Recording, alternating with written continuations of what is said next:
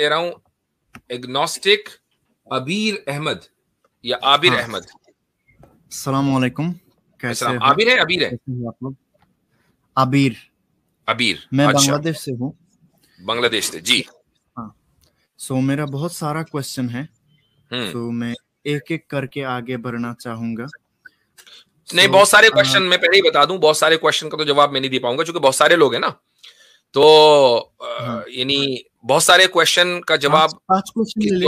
5 question नहीं, आपका मैं 1-2 ही क्वेश्चन लूंगा, लेकिन उससे पहले मैं आपसे ये पूछूंगा कि एग्नोस्टिसिज्म के माना क्या है। आपने अपने आप को एग्नोस्टिक लिखा है, तो what do you mean by being an agnostic? What do you mean by agnosticism? I mean मैं श्योर नहीं हूँ कि एक खुदा है या नहीं। ठीक, अच्छा, श्योर क्यों नहीं है? क्या आपने दोनों साइड्स के आर्ग्यूमेंट्स पढ़ लिए?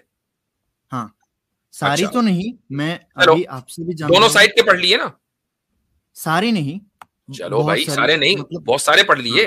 हाँ। अच्छा, तो वो आर्ग्यूमेंट जो खुदा के न होने पर है वो मुझे बताइए, जो पढ़ा है आपने। फॉर एग्जाम्पल एक पैराडॉक्स बोलता हूँ आपको कि आप मुझे ये बताए, क्या अल्लाह ऐसा कोई पत्थर बना सकता है? अरे यार आसिम भाई, ये क्या है? ये तो नर्सरी के बच्चे आसिम भाई बता दे यार, कमाल, हमारी किस्मत में क्या लिखा है? मेरा क्वेश्चन वीर साहब, आपको पता है कि आपका ये क्वेश्चन ही इलॉजिकल है। कैसे इलॉजिकल है, बताए मुझे। क्योंकि आपने अपने क्वेश्चंस पे गौर नहीं किया। अगर गौर करते तो ये इलॉजिकल कितना था वो आपको जाहिर हो जाता। बोलिए मुझे कि कैसे इलॉजिकल है। क्योंकि आप इसमें सबसे पहले जो है वो खुदा के लिए जो है आप जो है आजिज होना, यानी उसका इनकैपेबल होना, ये चीज यानी कि एक पॉसिबल मान रहे हैं। उसके बाद ही तो ये सवाल करेंगे ना। जब ये मानेंगे ही नहीं आप कि खुदा के लिए जो है इनकैपेबल जो है वो पॉसिबल भी है, तो ये सवाल ही इनवैलिड है। तो आपको समझ में आ गया कैसे ये इलॉजिकल है। मैं ये कह रहा था, इफ खुदा ऑलमाइटी है, if you know the if चले, अब आपने कह दिया अलमाइटी है, खुदा अलमाइटी है, तो आपका अब देखें, अब मैं बता रहा हूँ ना कैसे कॉन्ट्रडिक्ट कर रहे हैं आप अपने आप को। एक तरफ आप कह रहे हैं ऑलमाइटी है, इसको भी एक मान के चल रहे हैं, और दूसरी तरफ जो है आप उसकी इनकैपेबिलिटी को भी मान के चल रहे हैं। आप कैसे कर सकते हैं कि एक ही बीइंग के लिए, एक ही एग्जिस्टेंस के लिए आप जो है at the same time incapability भी मान रहे हो और at the same time almighty भी मान रहे हो? दोनों में से कोई एक चीज ही मान के आप जो है क्वेश्चन फर्ज करेंगे। तो आप ये ऐसा नहीं है कि आप किसी शेप को देखें और ये कहें कि अगर ये स्क्वायर है तो क्या ये सर्कल हो सकता है। तो जिस तरह ये इलॉजिकल है वैसे ही वो भी इलॉजिकल है। तो अब ये तो आपकी दलील का हाल है। ये मैंने आपसे कहा, मैंने कहा कि एक दलील जो खुदा के न होने पर हो और ऐसी मजबूत हो कि हम उसको तोड़ ना सकें। आपने पहली ऐसी दलील दी जो, यानी ये तो बच्चों वाली हो गई, अब तो ये बच्चों के काम है भाई। You need to grow up. इससे मेरे भाई इससे पता लगता है कि आपने दोनों साइड के जो दलाइल है ना वो नहीं पढ़े, क्योंकि ऐसे इस क्वेश्चन पे 100-150 वीडियोस पड़े हुए हैं, सिर्फ मुस्लिम्स के नहीं, सबके। हाँ, ये इतनी आउटडेटेड डिबेट हो चुकी है कि इस पर तो हम जैसे ही सुनते हैं ना कि हमारे दिमाग सर में दर्द हो जाता है कि यार ये क्या निकाल कर लाए, कोई नई चीज लेकर आओ जिससे हमें भी बात करते हुए अच्छा लगे। ये तो बच्चे वाली दलील है। मैं इस बच्चे वाले दलील को एडल्ट वाला दलील प्रूफ कर दूं अभी 1 मिनट? हाँ, चले ठीक है, करे ये चांस भी आपको दिया। सुनिए अभी आपने जो ये कहा ना, ये लॉजिकल ही नहीं है। ये प्रश्न क्यों लॉजिकल है ये समझिए।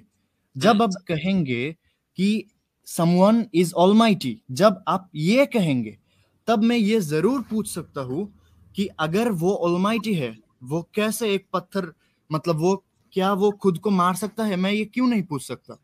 एक एग्जाम्पल देता हूँ, इसके ऊपर मैं एक एग्जाम्पल देता हूँ। समझ लीजिए आपने कहा कि हर इंसान बच्चा पैदा कर सकता है, तो मैं तब जरूर पूछ सकता हूँ कि मर्द भी बच्चा पैदा कर सकता है? यह प्रश्न इलॉजिकल लग सकता है। अबीर भाई आपको फिर से जो है आपको समझाता हूँ मैं। जैसे आपने कहा कि जैसे ही हमने मान लिया कि समवन इज ऑलमाइटी, आप फिर से सुन लीजिए और आपको समझ में आ जाएगा कितना बचकाना सवाल है। अगर मैं कहूँ एग्नोस्टिक भाई, अब आपने जवाब आपने कह दिया ना, आपने अडल्ट वाली दलील साबित कर दी। अब जरा मैं फिर से आपसे पूछता हूँ, आपसे ही पूछता हूँ, एज एन एडल्ट सुने। मेरा ये कहना है कि ये जो है ये एक सर्कल है। तो आपका अब ये सवाल है ऊपर से, if this is a circle can it be triangle. ये सवाल कैसा है, बच्चे वाला है या एडल्ट वाला? मेरा ये सवाल ही नहीं है भाई। वही सवाल है आपका, आप समझ नहीं पा रहे। नहीं, बिल्कुल नहीं, बिल्कुल नहीं। आप जब कहेंगे कि ये सारी शेप हो सकते हैं तब मैं ये कहूंगा।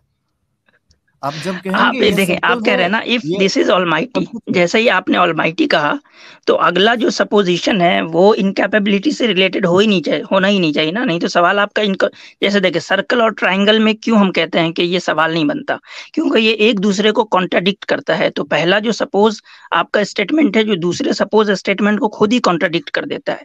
तो इसी तरीके से जैसे ही आपका पहला सपोज जो सवाल होता है ऑलमाइटी, तो दूसरा जो प्रेमिसेस आप बना रहे हैं जिसमें इनकैपेबिलिटी है, तो वो आपस में ही कॉन्ट्राडिक्ट कर जा रहे हैं ना। तो दैट इज कि ये बच्चों वाला सवाल है। ये लॉजिकल रीजनिंग के रूल्स के खिलाफ है। जब आपका पहला प्रेमिस जो है वो दूसरे प्रेमिस अगर मैंने कहा, मैंने माना तो नहीं ना। अच्छा, ये भी मेयार है कि मैं मानूंगा तब चलेगी दलील, नहीं मैं तो मान नहीं रहा हूं। ये भी मेयार है।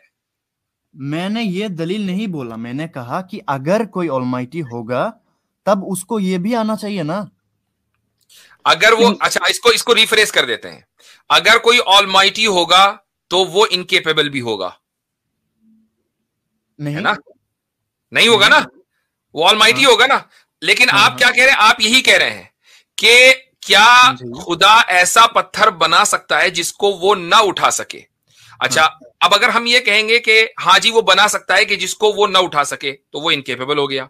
या हम ये कहें कि नहीं वो ऐसा पत्थर नहीं बना सकता, तो वो इनकेपेबल हो गया। तो आपके सवाल का मतलब ही ये निकला कि क्या ऑलमाइटी इनकेपेबल हो सकता है या नहीं हो सकता? अब मुझे बताइए इसमें खुद कॉन्ट्रडिक्शन है कि नहीं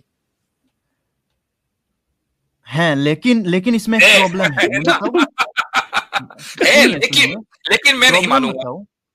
हाँ। नहीं, आपका सवाल में आपका जो आंसर है उसमें प्रॉब्लम है। क्या है?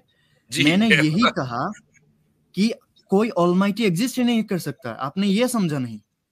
मैंने क्या कहा? अच्छा, ये ऐसा ही है अबीर भाई कि आपका जो इलॉजिकल क्वेश्चन सर्कल की बुनियाद पे है कि कोई सर्कल जो ट्रायंगल नहीं हो सकता, तो अब चलो सर्कल एग्जिस्ट ही नहीं करता। हाँ, ये सही है, ये भी सही है। सर्कल एग्जिस्ट ही नहीं करता क्योंकि ट्रायंगल तो हो नहीं सकता सर्कल। मेरा दूसरा क्वेश्चन था, मैं बताऊं जी? अब पहला हल हो गया, पहला हल हो गया। नहीं, मेरा पहला ये। और अच्छा, और मेरी बात रहेगी हवा।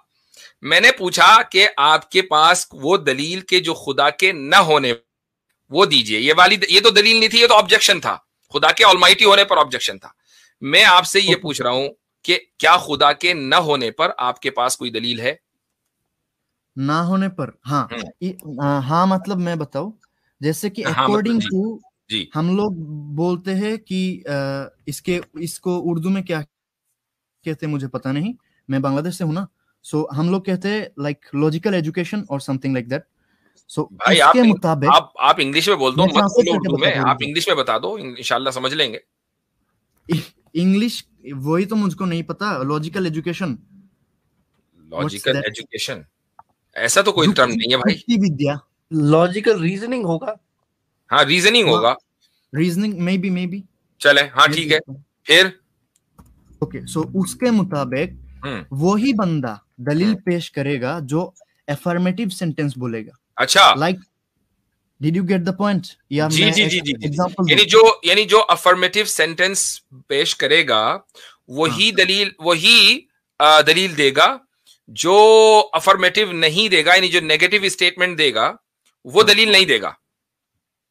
वो दलील पहले नहीं देगा ना, वो बाद में देगा। ये उसूल कहां से निकाला?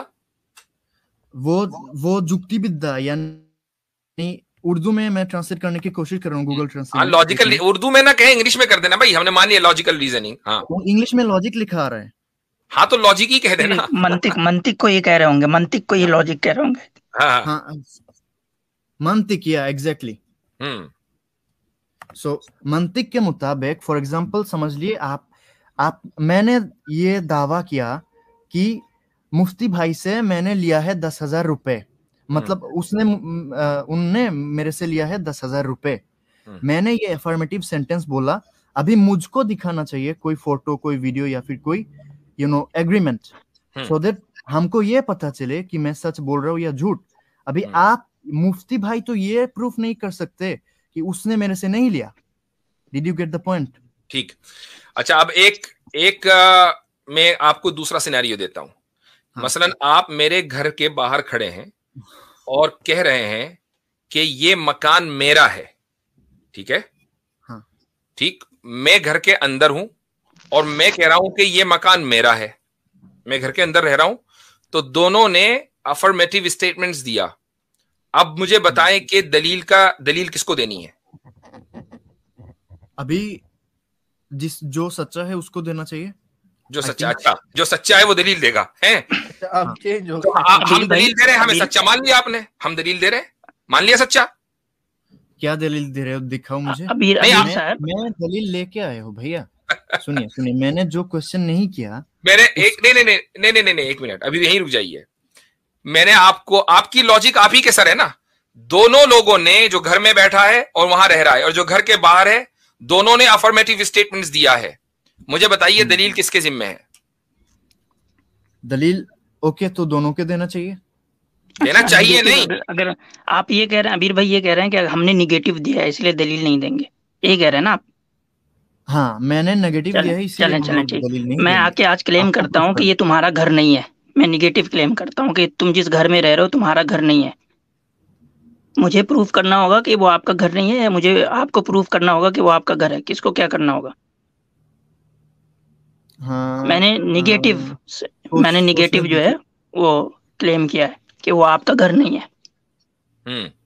मेरे घर को मेरे घर नहीं, आपके घर को हाँ, आप जहाँ रहते हैं ना, मैंने क्लेम किया कि वो आपका घर नहीं है। हाँ। अब दलील किसके जिम्मे है? सबूत कौन देगा? तो अब मुझे देना चाहिए ना, क्योंकि मैं जरूर कहूंगा। आपको देना चाहिए ना, आपको, मुझे देना चाहिए। जिसका घर है उसको देना चाहिए। तो इसका मतलब ये है, आप ये कहेंगे मेरा घर है, तो इसका मतलब ये हुआ कि अब आप मुकदमा, अब आप दलीलें देते फिरेंगे, हम तो दावा करके साइड लाइन हो गए। पता है, दुनिया का हर आदमी बेघर हो जाएगा फिर इस तरीके से। पता लगना चाहिए। मैं एक बंदे को रोज लगाऊंगा, मैं इसको बोलूंगा, ये इसको बोले कि ये मेरा घर, ये तेरा घर नहीं है, फिर रोज देते रहते। यानी मैं किसी के भी बारे में दावा करके भाग जाऊं कि ये इसका घर नहीं है, अब वो अदालत के चक्कर काटता फिरेगा साबित करने के लिए। ओ भाई, यानी अगर मंतिक का नाम लिया है तो मंतिक की थोड़ी सी तो मानो यार, उसकी कुछ तो लाज रखो। तो अभी आपने एक बोला कि मंतिक में कहते हैं कि जो अफर्मेटिव जो बात करता है उसको दलील देनी होती है। एक बार भी आप उस पे स्टैंड नहीं कर सके, विकेट पे। असल में पता है अथर भाई, असल में ये दजल क्या है यहाँ पे, जो है ये लोग गेम क्या खेल रहे हैं। मंतिक में असल है, उसूल ये है कि जो दावा करता है दलील उसके जिम्मे होती है। मंतिक में उसूल नहीं है कि जो पॉजिटिव दावा करता है दलील उसके जिम्मे होती है। दलील दोनों हो सकता है, दावा दोनों हो सकता है, निगेटिव पॉजिटिव दोनों हो सकता है जी। अच्छा, अब आप ये देखें कि दावा जो कर रहा है ना, दलील उसके जिम्मे। आप ये कहते हैं ना तो मैं आपकी बात मान लेता। इसी को हम बोलते हैं मुद्दई के जिम्मे दलील है, मुद्दा अलैह यानी डिफेंडेंट के जिम्मे दलील नहीं है। मे बी नहीं, यही है, यही लॉजिक है। कोर्ट में भी यही चलता है, फिलॉसफी में भी यही चलता है। सो अभी क्या करना है? अच्छा, अब मुझे एक बात बताइए, हम अपने रिलीजन का डिफेंड कर रहे हैं, नहीं कर रहे? मेरा रिलीजन क्या है? नहीं, आपके रिलीजन की बात नहीं हो रही। हम यहाँ अपने रिलीजन को डिफेंड करने बैठे हैं ना। हाँ, बहुत। तो हम डिफेंडेंट हुए, इसलिए आप क्लेमेंट हुए। दलील जो है मुद्दई के जिम्मे, तो दलील आपको देनी है, को खुदा नहीं है, हमें नहीं देनी। हम देंगे तो हमारा एहसान, दलील आपको देनी है। मुझे देनी है, खुदा नहीं है। हाँ, हम तो डिफेंडेंट है, हमें कोई देनी है। मैंने मेरे नाम पे क्या लिखा है? एग्नोस्टिक। दैट मींस मैं नहीं जानता भाई। नहीं जानने का एग्नोस्टिक वो होता है कि जिसने दोनों दलीलें पढ़ ली, समझ ली, खुदा के होने की भी और खुदा के न होने की भी, और वो इस कंफ्यूजन का शिकार हो गया कि यार ये वाली दलील उस दलील को खत्म कर देती है और वो वाली दलील इस दलील को खत्म कर देती है। अब आप प्योर एग्नोस्टिक हैं, लेकिन उसके अंदर जरूरी है ना कि खुदा के न होने की कोई दलील आपने पढ़ी हो। वो दलील आपके पास है नहीं। मैंने बोला ना, कोई ऑलमाइटी एग्जिस्ट नहीं कर सकता। ये दलील दावा है। फिर आप एग्नोस्टिक कहाँ हुए? अगर आपने ये कह दिया, अगर आपने ये कह दिया कि कोई कर ही नहीं सकता, फिर आप एग्नोस्टिक कहाँ से हुए? फिर आप एथिस्ट हो गए। हाँ, ये भी सही है, ये भी सही है। तो देखिए, इसका मतलब ये है कि आपको आपके एग्नोस्टिक होने में एग्नोस्टिसिज्म है, आपको अपने एग्नोस्टिक होने में। मे बी या कंफ्यूजन, ये भी ठीक है, ये भी ठीक है। इसी को हमारे यहाँ बोलते हैं, एक टर्म आती है अरबी में, उसको बोलते हैं ला अदरिया। ला अदरिया का मतलब ये है कि मुझे नहीं पता। तो फिर उससे सवाल होता है कि अच्छा आपको पता है कि इस वक्त दिन है कि रात है? वो कहेगा कि नहीं मुझे नहीं पता, मैं किसी बारे में अफर्मेटिव हूं ही नहीं। अच्छा आप मौजूद हैं, आपको पता है? नहीं मुझे नहीं पता। तो भाई ऐसे लोगों का एक इलाज है, वो इलाज ये है, और ये मैं ये नहीं कह रहा हूं कि आपके साथ ही इलाज किया जाएगा, मैं ऑन अ लाइटर नोट बता रहा हूं। ऐसे लोगों का इलाज ये है कि इनको आग में फेंका जाए और इनसे पूछा जाए दर्द हो रहा है, उसका एहसास है? अगर वो कहेंगे नहीं हमें नहीं पता, तो ठीक है चलते रहो। और जब कहें कि हमें पता है, तो उसका मतलब ये कि दर्द के बारे में तो पता है, एक चीज के बारे में तो पता है। तो ये जो आपका जो बिहेवियर है ना, ये वही कुछ लादरिया वाला लग रहा है मुझको। इसको अंग्रेजी में बोलते हैं, इसको अंग्रेजी में बोलते हैं फायरोनियन स्केप्टिक। जी अच्छा, ये लेट मी आस्क, ये आपने नाम बदल लिया, चले अच्छा हुआ, आप मंतिक की और रीजनिंग की लाज रखी, तो चले ठीक है भाई।